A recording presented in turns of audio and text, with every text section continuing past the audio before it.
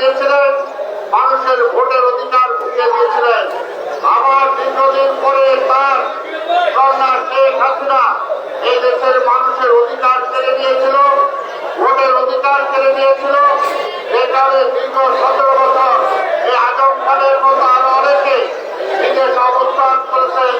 দেশে তার মা বাবা আত্মীয় স্বজন মারা গেলেও তারা দেশে এসে সেখানে মাটি পর্যন্ত দিতে পারে না।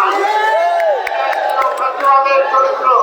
তাই এই ফাঁসিবাদকে আবার তারা ফিরিয়ে আনার জন্য নির্বাচনকে বিলম্বিত করতে চান। তাদেরকে হুঁশিয়ার করে বলবো, এই দেশের মানুষ গণতন্ত্র ফিরিয়ে আনার জন্য বারবার লড়াই করেছে। এইবারও লড়াই করে গণতন্ত্র ফিরে গণতন্ত্রের জন্য তারা স্বপ্ন দেখছে। তাই আমরা বিশ্বাস করি গণতন্ত্র ফিরে আসবে আগামী নির্বাচনের মধ্য দিয়ে। এবং এই নির্বাচনে আবার এই দেশের মানুষ এবং খালেদা জিয়া এবং তারেক রহমানের পক্ষে ধানের শীষে রায় দিবে এটি আমরা। তাই আপনারা তার এলাকা থেকে যারা এসেছেন তাদেরকে আমি আবার শুভেচ্ছা জানাই, স্বাগত জানাই। এবং যে পর্যন্ত ভোটের শিডিউল অ্যানাউন্স না হবে সেই পর্যন্ত মাঠে ময়দানে রাস্তায় থাকতে হবে গণতন্ত্রকে ফিরে পাওয়ার জন্য।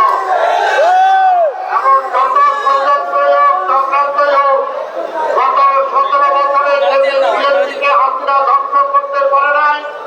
এখনো যারা তার নেতারা বিএনপিকে ভয় পান, বিএনপিকে ধ্বংস করতে চান, খালেদা জিয়া তারেক রহমানকে ধ্বংস করতে চান, আমরা স্পষ্ট ভাষায় বলে দিতে চাই, এই দেশের জনগণ খালেদা জিয়া তারেক রহমানের সাথে আছে।